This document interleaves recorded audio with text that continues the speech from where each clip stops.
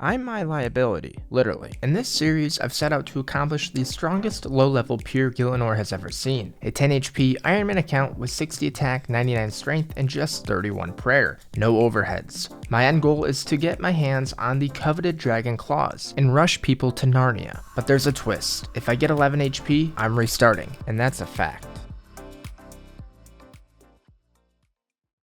In the last episode, there was a little bit of speculation on how exactly I would be able to repair my runecrafting pouches. Even though I'm still only 36 runecrafting, I wanted to figure this out sooner rather than later. Runecrafting is of course the best way for me to get cosmic runes, just because the mage bank only stores 20 per world, and they're still bought out by bots 24/7. Anyways, every time that I enter the abyss, I need to make sure that I'm wielding an abyssal bracelet, as that will prevent me from scalding, and thus allow me to protect all 3 items in the event I do die. But in this particular clip you're watching now, something interesting happened. I got to the mining rock as I got killed, however the animation already started for me to get across, so when I did get across, the game for some reason gave me a free hit point and I lived. I'm not gonna lie, I was a little bit confused myself, but at the end of the day, as long as I get to the animation part before I actually die, then I should be good to go. Now the other thing that I can do is I can actually use a Guthix Rest before I enter the Abyss, which will boost my hit points temporarily from 10 to 15, and that'll give me an extra 5 damage that I can tank from the abyssal creatures. Within the last couple episodes, I unlocked quite a few things that I've just never been able to put into the actual episodes because they didn't flow, so I'm gonna dump those clips in the beginning of this episode.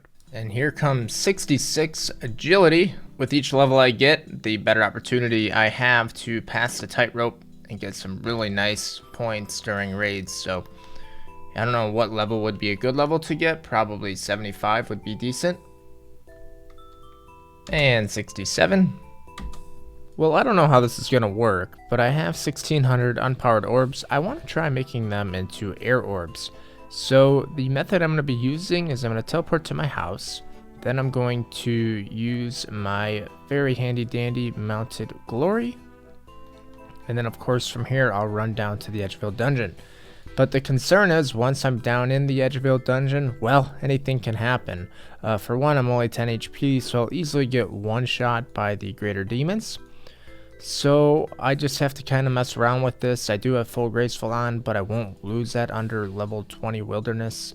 I'm not entirely sure what the best method is going to be for this, to be honest with you. The most important thing is since I don't have the U short bow on, I need to make sure my auto retaliate is off at all times to make sure I don't retaliate. It might be worthwhile to get hit by the skeleton here. Yep, just like that. Oh wow, that didn't actually go too bad. Do imagine I'm gonna die here a couple times, but here's the first load. Now this will give me magic XP, which is gonna be really nice on my way to 94. So I'm pretty sure if I did the calculations right, when I get enough unpowered orbs for 99 crafting, I will simultaneously get 93 magic in the process, which is going to be really good. Only one level away from Ice Barrage. And then from there, after I get to 93 magic, I'll finish that level up by making teleport tabs to my house, which I'll be using for Peking. So I didn't realize something. These battle staffs are only 7k each in the Wizards Guild. Granted, you can only buy 5 at a time before you have to world top. But what I'm thinking I'm gonna do here is, since I have 214 air orbs, why not just make them and then keep going back and buying more, and eventually get my cash stack up a bit. I have over 5,000 unpowered orbs to still make an air orbs as well. But let's finish off these 214 first. Well, that was relatively easy. All the air orbs are made now. Still have another 54 to elk. See you guys in a second when I finish this. 626k coming in. That was relatively easy. Ton of GP now. Here comes 83 magic. Very nice. So I'm coming in on 62 construction. Now 62 construction is going to be a huge milestone for the account. I'm going to unlock my first pool, which I can use for Peking to recharge my special attack. Actually, I need 65, so I'll have 62, and then I'll be able to use a T that will get me to 65 to make that. So in a second here, we'll be at 62 construction. And there it is. 62 construction. Alright, we are ready. Strength this.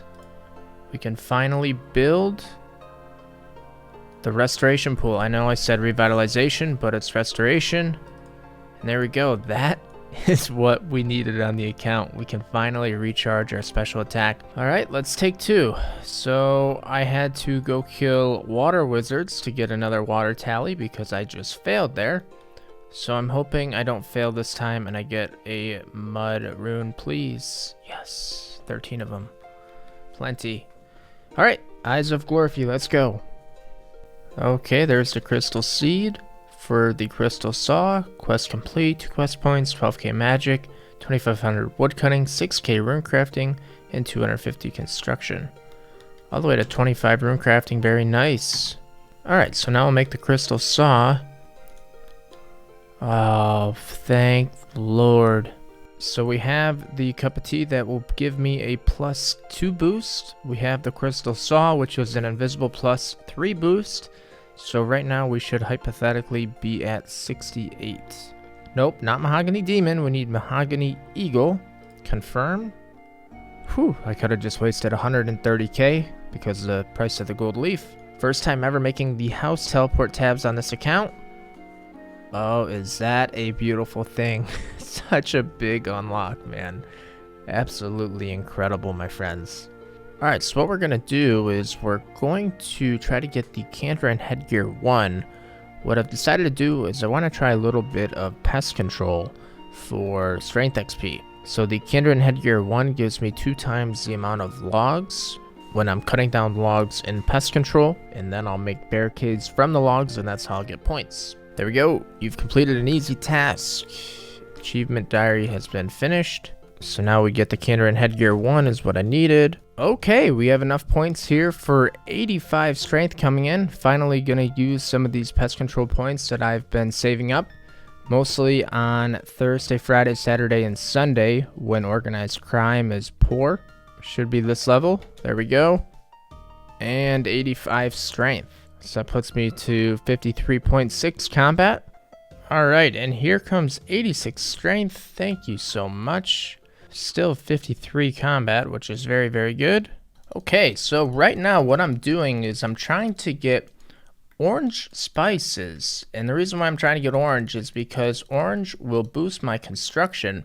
Right now I'm 63, but with the crystal saw and either a 4 or 5 stew, that will mean that I'll be able to boost to past 70, and I'll be able to make the next tier to my pool in my house, which is the revitalization pool, and this will restore my run. If you don't know this, here's a tip I just learned recently, is you can actually just spam click your Hellcat over and over again to catch these rats. You don't have to interact with it anymore.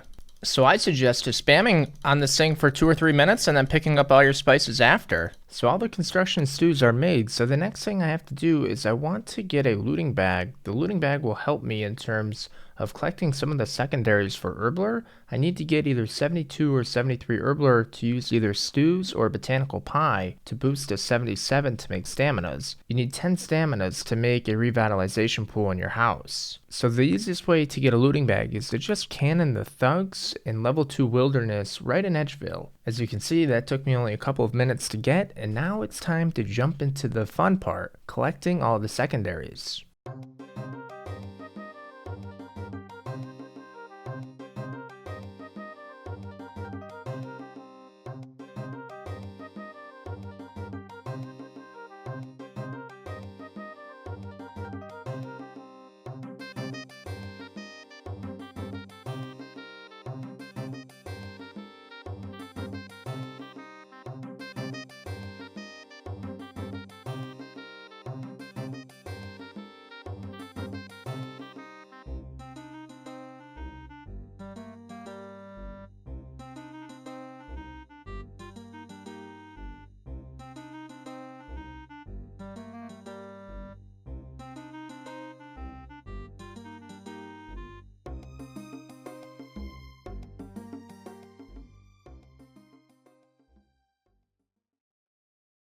Okay, so that should finally be the last of the blue dragon scales. I think that's just about everything we need to officially start Herblore.